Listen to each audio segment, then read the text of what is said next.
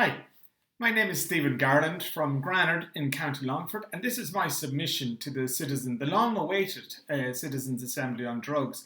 And I really hope I can get across very quickly what I need to. I'm representative of a cohort of people.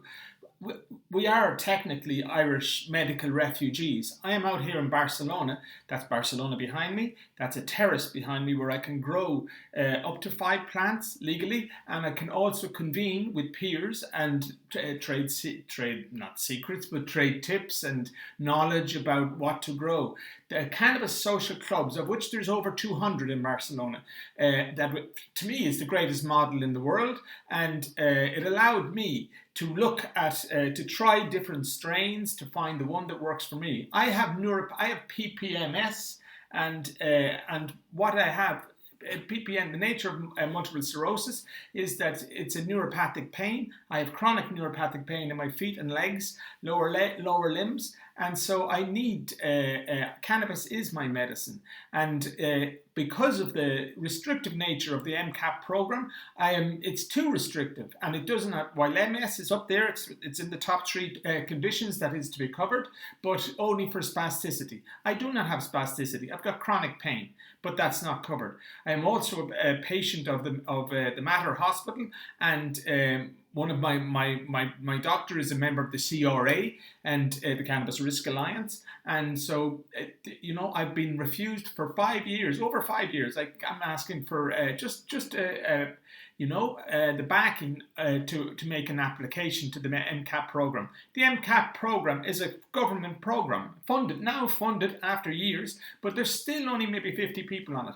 In Denmark, a country the same size as a population, same demographics, everything, and you have over 2,000 people are on that program. We have, I talked to Gino Kenny, it's like we have maybe under 20. And we've a load of ministerial licenses. I couldn't even get support because the Mater Hospital does not, as a policy, support medical cannabis. Don't even entertain the idea.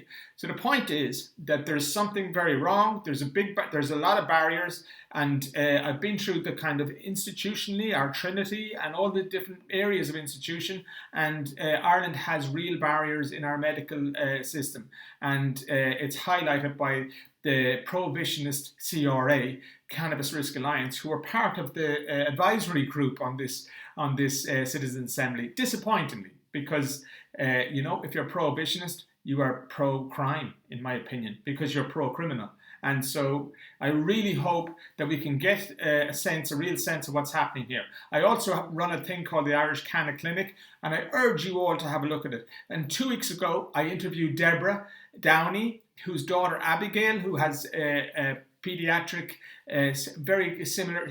You've got 2 types of pediatric epilepsy, and Abigail has one of them, Lennox-Gastaut. And 2 weeks ago I interviewed, and you can watch that interview on my site, cannaclinic.com, irishcannaclinic.com, and I urge you all to watch it because it's there, and it's Deborah Downey that was put through years of hell to try and get the medicine that she needed for her daughter.